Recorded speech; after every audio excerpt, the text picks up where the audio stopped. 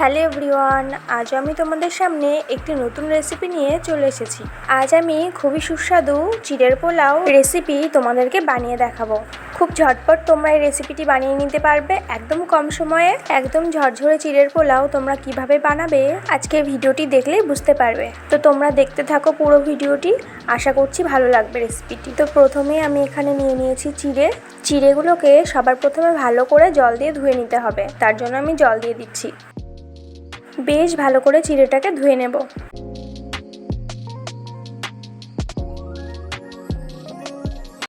চিড়েটাকে এখানে আমি খুব ভালোভাবে ধুয়ে নিয়েছি।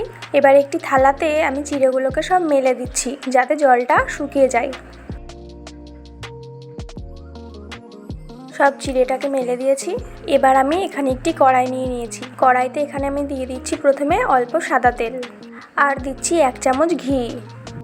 এবার তেলটাকে প্রথমে গরম করে নেব। তেল গরম করে নিয়েছি। প্রথমেই আমি কিছুটা বাদাম ভেজে নেব। বাদামগুলি ভেজে নিয়েছি, এবার তুলে নেব। ওই একই তেলে আমি কয়েকটি কাজু বাদাম আর কিশমিশ ভেজে নিচ্ছি।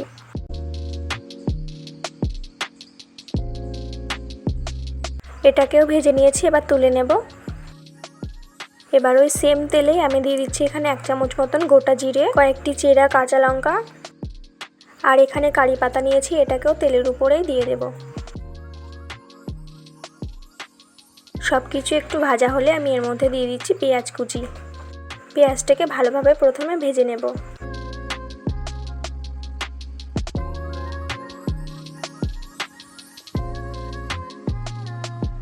আমার কিন্তু এখানে পেঁয়াজ ভাজাটা হয়ে গিয়েছে।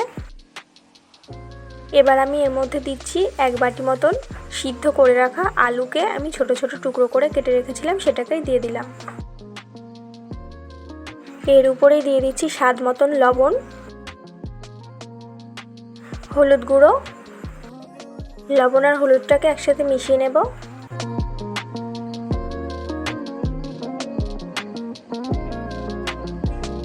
আমি এখানে সব কিছু ভালোভাবে ভেজে নিয়েছি।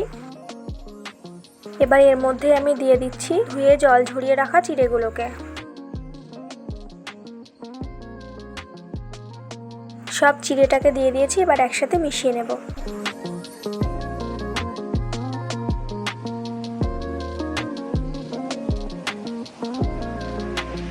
ভালোভাবে সব কিছু মিশিয়ে নিয়েছি।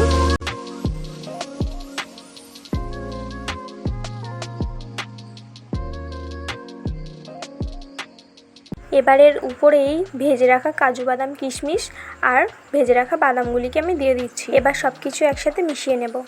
তোমরা কিন্তু এই রেসিপিটি সকালের ব্রেকফাস্টে করে খেয়ে দেখতে পারো। চিড়ের পোলাও বানাতে কিন্তু খুব বেশি সময় লাগে না, খুব ঝটপট তোমরা এটা বানিয়ে নিতে পারো। তো আমি ভালোভাবে সব কিছু এখানে মিশিয়ে নিয়েছি। এবার আমি এরপরেই দিয়ে দিচ্ছি 1 চামচ মতন চিনি।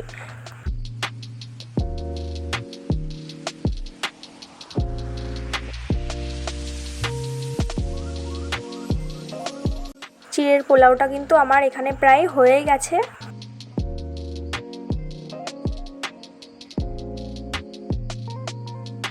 শেষে লাবানোর আগে আমি আর 1 চামচ ঘি দিয়ে এটাকেও ভালো করে মিশিয়ে নেব। এটা কিন্তু হয়ে গেছে, এতে আর কোনো কিছুই দেওয়া লাগবে না। তোমরা দেখলে তো কত ঝটপট চিড়ের পোলাওটা একদম কম সময়ে তোমাদেরকে করে দেখালাম।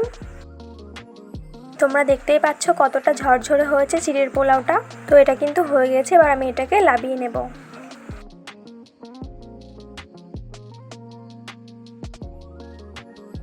আমি এখানে একটি প্লেটে তুলে নিচ্ছি। তোমরা বাড়িতে হয়তো অনেকেই চিড়ের পোলাও বানিয়ে খেয়ে দেখেছো, কিন্তু একবার এইভাবে বানিয়ে দেখো, আশা করছি ভালো লাগবে। সকালের ব্রেকফাস্টে কিন্তু তোমরা এটা বানিয়ে খেয়ে দেখতেই পারো। আজকের রেসিপিটি তোমাদের কেমন লাগলো অবশ্যই কমেন্ট করে জানাতে ভুলো না। আর আমার চ্যানেলে নতুন হয়ে থাকলে প্লিজ চ্যানেলটিকে সাবস্ক্রাইব করে পাশে থেকো। দেখা হচ্ছে নেক্সট কোনো ভিডিওতে।